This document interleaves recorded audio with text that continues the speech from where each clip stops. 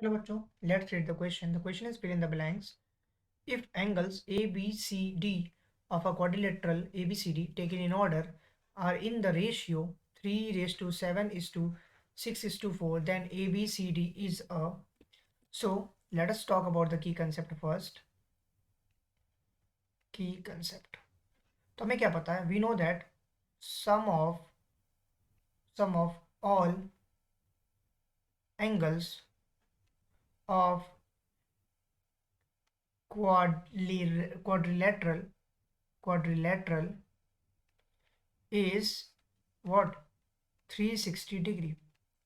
सो अगर हमें ये चीज़ पता है कि जो एंगल्स का समेशन है वो 360 के बराबर होता है, so we can calculate to our solution. So हम यहाँ पे क्या करते हैं? पहले लेट द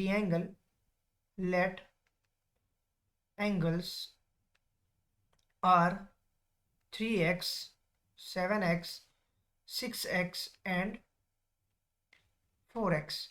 हम इस तरीके से ले रहे हैं सो दैट इन सभी का समेशन 360 के बराबर होगा. So according to question 3x plus 7x plus 6x plus 4x is equal to 360. 6 4 10 और 10 ये 20 हो गया. 20x की वैल्यू 360 के बराबर हो गई. 0 से 0 कैंसिल आउट. इसका मतलब 2x की वैल्यू 36 के बराबर हो गई. दैट इज इम्प्लाइज दैट जो x की वैल्यू आ रही है दैट इज 18 डिग्री. ये x की रिक्वायर्ड वैल्यू आ रही है. अब हमारे पास अगर x की रिक्वायर्ड वैल्यू आ रही है तो हमें पता है कि ये बोल रहा है क्वेश्चन में ए बी सी और डी जो चारों एंगल है वो ऑर्डर में है. अगर ये ऑर्डर में है तो पहला रेशियो थ्री जो है ये ए के लिए होगा, बी जो है वो 7 के लिए होगा, सी के लिए 6 होगा और डी के लिए 4 होगा. That means that angle A जो होगा वो हमारा क्या है? 3x है is equal to 3 into 18. That means that angle A की जो वैल्यू होगी 18 थ्री 54 डिग्री. ये ए हो गई. इम्प्लाइज दैट एंगल बी की जो वैल्यू होगी वो दिया गया 7x, तो हम लिखेंगे 7 into 18 degree. Now again if I solve it here तो हमें क्या मिलेगा? 7 इंटू 18 अगर करेंगे तो 126. That is angle B is equal to 126. Okay. Similarly angle C जो होगा वो हमारा 6x है तो वो हो जाएगा 6 into 18 6 into 18. That is equal to angle C की जो वैल्यू होगी that will be equal to 108 degree. ये हमारे सी की वैल्यू हो गई. अगर हम डी की बात करें तो angle D is equal to what? That is equal to 4x. implies that angle D is equal to 4 into 16, sorry 4 into 18 because x 18 है. implies that angle D है 18 फोर दैट इज 72 डिग्री. हमारे पास अब A की value, B की value, C की value और D की value चारों वैल्यूज आ चुकी हैं. तो यहाँ से हम क्या कर सकते हैं? सो अब हम क्या कर सकते हैं? We can say that since या फिर जो करेस्पॉन्डिंग एंगल्स होती है. सिमिलरली अगर हमें पहले फिगर बनाना पड़ेगा, so let us draw the figure like this. एक रफ फिगर बना लेते हैं. Then after we will discuss what should be the value of the particular figure. So अगर हम अपनी फिगर की बात करें, लेट्स से ये ए है, ये बी है, ये सी है और ये डी है. अभी हमें नहीं पता कि ये फिगर क्या होगा. हमें सिर्फ ये पता है कि ए बी और सी और डी की वैल्यूज आ चुकी हैं. दैट इज ए हमारा 54 है, ए हमारा 54 है. जो बी की वैल्यू है वो हमारा 126 है. दैट इज दिस वैल्यू 126 है. और हम इस फिगर से देख सकते हैं कि ये वैल्यूज जो बी की आ रही है 126 ऐसे नहीं बना सकते हम. तो एक तो ये फिगर अभी हमारा गलत है, रफ फिगर जो हम बना रहे हैं. तो हमें क्या करना पड़ेगा? हम यहाँ पे ए की वैल्यू इस तरीके से लेंगे कि ए की जो वैल्यूज आ रही है वो 54 होनी चाहिए. तो हम यहाँ से 90 से कम वैल्यू ऐसे ले लिया 54. अब हम इस डेटा के हिसाब से हम ये फिगर बनाना चाहते थे क्योंकि अभी हम नहीं बना सकते क्योंकि हमें पता चला कि बी की वैल्यू 126 लिखा है जो कि गलत है. वो 90 से ज़्यादा होगा तो वो बी की वैल्यू इधर तो कहीं होनी चाहिए थी, जो कि इधर हो गया, ये गलत हो गया.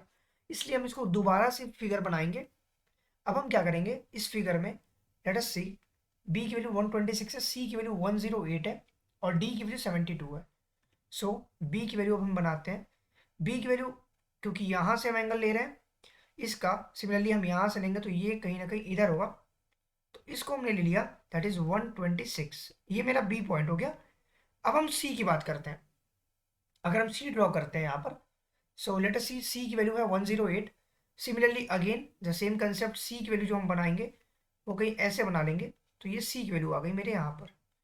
इसको मैंने एक सी पॉइंट दे दिया जस्ट लाइक दिस, और डी की वैल्यू जो आ रही है हमारी वो कहीं ना कहीं इधर लाई करेगी, तो हम इसको और आगे बढ़ा देंगे। यहाँ कहीं डी की वैल्यू आ रही है, इस बी से हमें मतलब नहीं है। ये सी की वैल्यू जो हमारे पास आ रही है ये आ रही है, और ये हमारी डी की वैल्यू आ रही है, just like this if I am making it. So हम क्या कर सकते हैं, यहाँ पे सी की जो वैल्यू आ रही है 108 आ रही है लाइक दिस, और जो डी की वैल्यू आ रही है वो आ रही है 72, ये 72।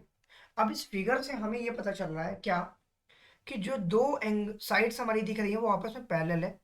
सो यहाँ पे अगर हम बात करें ए सी की, A C is parallel to B D, A C B D के पैरेलल है।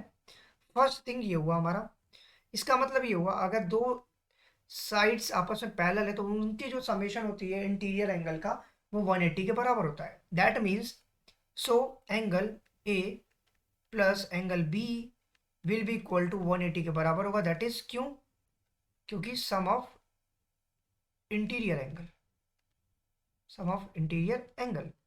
Similarly angle C plus angle D की जो वैल्यू होगी वो भी 180 के समेशन के बराबर होगी, और यहाँ पे वो बराबर है भी। अगर हम चेक करें, since angle A plus angle B is equal to, angle A की वैल्यू हमने निकाली थी 54 प्लस एंगल बी 126, और ये दोनों को ऐड करें तो ये 180 के बराबर हो रहा है। Similarly angle C plus angle D की बात करते हैं, एंगल सी की वैल्यू दी गई थी हमें 108 और एंगल डी की वैल्यू दी गई थी 72 डिग्री। इन दोनों को ऐड करते हैं तो ये 180 के बराबर होगा। दैट मीन्स ये आपस में, ये लाइन्स इसके पैरेलल है और दोनों का समेशन 180 है, तो इसका मतलब ये कौन सा फिगर बन गया, hence it is a trapezium, because trapezium का सेम केस होता है जिसमें अपोजिट साइड्स पैरेलल होती है और दो साइड्स नॉन पैरेलल होती है, जो कि यहाँ पे भी सेम रिजल्ट दे रहा है। So therefore we can say that the answer is trapezium. Hope you understand it well. Best of luck, thank you.